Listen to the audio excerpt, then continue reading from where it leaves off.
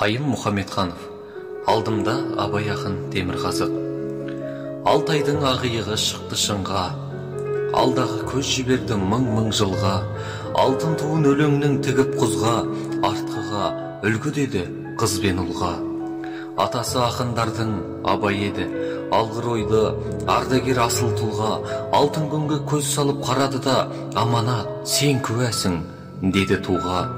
Кейінгі ұрпақтарым қанаттанып, қырандай шықсын құзға қанат қағып, талабы тасығанда ол өмірде жырласын тіккен туды қолын алып.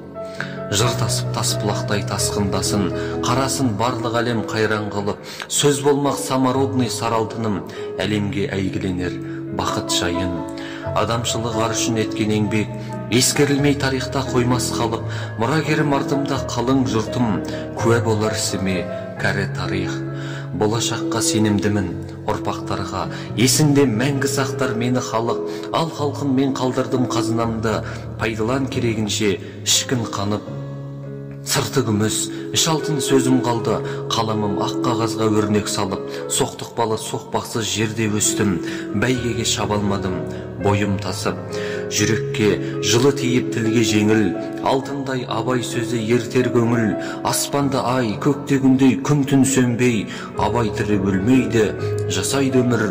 Өлеңін асыл сөздің кеткен жазып, бойға қуат жаныма болған азық.